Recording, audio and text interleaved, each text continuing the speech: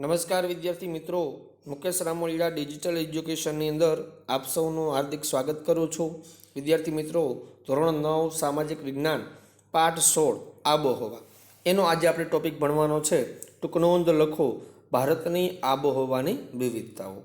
તો વિદ્યાર્થી મિત્રો, ભારતનો જે અલગ અલગ પ્રદેશ અને અલગ અલગ પ્રદેશની આબોહવામાં પણ આપણે ક્યાંક ને ક્યાંક વિવિધતા જોવા મળે છે.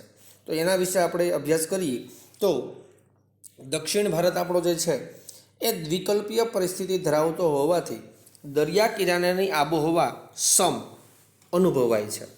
હવે વિદ્યાર્થી મિત્રો, ભારતનો જે ભારતનો જે નીચેનો ભાગ છે, તો આ ભારતનો નીચેના ભાગમાં 3 જગ્યાએ પાણી છે, જેમાં પૂર્વ ભાગની અંદર બંગાળાની ખાડી, પશ્ચિમ ભાગની અંદર અરબ સાગર અને દક્ષિણ ભાગની અંદર હિન્દ મહાસાગર. આમ 3 બાજુ પાણી અને 1 બાજુ જમીન હોવાથી આ ભાગને આપણે ભારતનો દક્ષિણ દ્વિકલ્પ તરીકે ઓળખીએ છીએ. તો દરિયા કિનારાની આબોહવા હંમેશા કેવી હોય તો કે સમ હોય. એટલે આ ભાગની આબોહવા સમ છે, જ્યારે બાકીના પ્રદેશોની આબોહવા વિષમ છે. તો જ્યારે ઉત્તર ભારતનો ઘણો ભાગ દરિયા કિનારાથી દૂર આવેલો હોવાથી ત્યાંની આબોહવા ખંડીય છે, એટલે કે ખંડીય કે ખંડસ્થ આબોહવા અનુભવાય છે. હવે આ જે ભારતનો દક્ષિણ ભાગ, તો એની નજીકના પ્રદેશોની આબોહવા સમ હોય છે. તો એનાથી ઉપર દૂર આવેલા ઉત્તર ભાગની જે આબોહવા છે એ ખંડીય આબોહવા અથવા તો વિષમ આબોહવા કે ખંડસ્થ આબોહવા ધરાવે છે. કર્કવૃત ભારતની લગભગ મધ્યમાંથી પસાર થાય છે. ભારતની અંદર જે કર્કવૃત છે એ બિલકુલ મધ્યમાંથી પસાર થાય. તેનો દક્ષિણ ભાગ ઉષ્ણકટિબંધમાં અને ઉત્તર ભાગ સમશીતોષ્ણ કટિબંધમાં આવેલો છે. હવે ભારતની અંદર તમે આમ જોવા જાઓ તો જે પૃથ્વીનો ગોળો છે, તો પૃથ્વીના ગોળાની અંદર ભારતનું સ્થાન એટલે એશિયાનું સ્થાન એ ઉત્તર પૂર્વનું છે. બરાબર, ઉત્તર પૂર્વની અંદર એશિયા ખંડ આવેલો છે અને એ એશિયા ખંડની અંદર માની લો આ એશિયા ખંડ છે અને એમાં આપણું આ ભારત છે. તો ઉપરનો જે ભાગ છે એ શીત કટિબંધ છે, વચ્ચેનો ભાગ છે સમશીતોષ્ણ કટિબંધ છે અને નીચેનો ભાગ ઉષ્ણ કટિબંધ. તો ભારત છે એ નીચેના ભાગની અંદર આમ તમે જોવા જાઓ તો અહીંયા વચ્ચેનો જે ભાગ છે એ ઉષ્ણ કટિબંધની નજીક આવેલો છે, અને જ્યારે ઉપરનો જે ઉત્તર ભાગ છે એ શીત કટિબંધની નજીક આવેલો છે.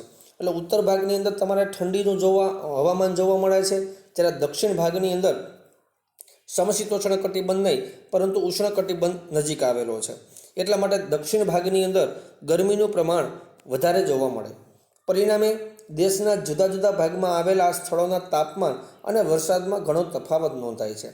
ઉત્તર ભાગની અંદર ઠંડી હોય ત્યારે દક્ષિણ ભાગની અંદર ઉષ્ણ યાની ગરમ જોવા મળે છે. આમ દેશના જુદા જુદા સ્થળની અંદર તાપમાન અને વરસાદમાં ઘણો બધો તફાવત જોવા મળે. દાખલા તરીકે આપણે જોવા જઈએ તો કાશ્મીરનું જે લેહ તથા દ્રાસનું તાપમાન શિયાળા દરમિયાન 45°C સુધી નીચું જાય છે.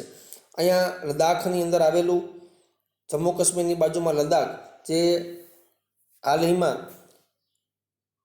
કેન્દ્રશાસિત પ્રદેશ ઘોષિત કરવામાં આવ્યો છે, તો એ લેહ અને દ્રાસનું જે તાપમાન શિયાળા દરમિયાન -45°C જતું રહે છે. ત્યાંની ખૂબ જ ઠંડી પડે છે. જ્યારે રાજસ્થાનનું જે શ્રી ગંગાનગર છે તથા અલવર ખાતે ઉનાળાનું તાપમાન 51°C જેટલું ઊંચું જોવા મળે છે.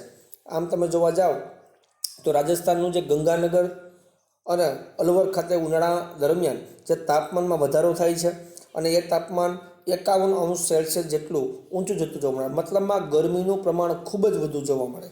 તો ભારતના એક ભાગની અંદર લેહ અને દ્રાસમાં ઠંડી છે, તો બીજા ભાગની અંદર ખૂબ જ ગરમી અનુભવાય છે. એક બાજુ તમે જોવા જાઓ તો મેઘાલયની અંદર ચેરાપુંજી ખાતે દુનિયાનો સૌથી વાર્ષિક વરસાદ 1200 સેમી પડે. આપણે મેઘાલય જોવા જઈએ તો મેઘાલયનું પૂર્વ ભાગની અંદર આવેલું ચેરાપુંજી જે દુનિયાનો સૌથી વધુમાં વધુ વરસાદ અહીંયા પડે છે અને વાર્ષિક વરસાદ ત્યાં 1200 સેમી પડે છે.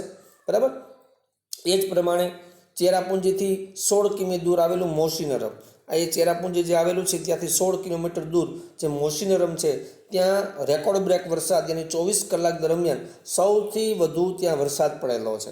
અત્યાર સુધીમાં બીજે ક્યાંય વરસાદ ન પડ્યો હોય એટલો વરસાદ અહીંયા મોસીનરમની અંદર પડેલું. આ મોસીનરમ પણ ચેરાપુંજીની એક્ઝેક્ટ બાજુમાં એને 16 કિલોમીટર દૂર આવેલું છે. તો એ જ પ્રમાણે જોવા જઈએ તો ઓછામાં ઓછો વરસાદ તો કે રાજસ્થાનમાં આવેલા રણ વિસ્તારની અંદર જોવા જઈએ તો સમગ્ર વર્ષ દરમિયાન 10 થી 12 સેમી વરસાદ પડે. તમે જોઈ શકો વિદ્યાર્થી મિત્રો કે ભારતના પૂર્વ ભાગમાં આવેલું મેઘાલયનું ચેરાપુંજી કે જ્યાં દુનિયાનો સૌથી વધુ વરસાદ પડે છે, તો બીજી તરફ રાજસ્થાનની અંદર અમુક રણ વિસ્તાર જે છે તો એ રણ વિસ્તારની અંદર મિનિમમ આખા વર્ષ દરમિયાન મેક્સિમમ જોવા જાવ તો 10 થી 12 સેમી વરસાદ પડે.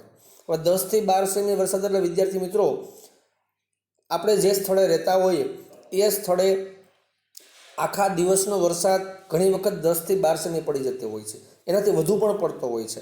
પરંતુ અહીંયા રાજસ્થાનનો આ રણ વિસ્તાર છે અમુક ભાગ કે જ્યાં આખા વર્ષનો 10 થી 12 ઇંચ વરસાદ પડે છે, જ્યારે ચેરાપુંજી જે છે એ દુનિયાનો વાર્ષિક વરસાદ સૌથી વધારે પડે છે.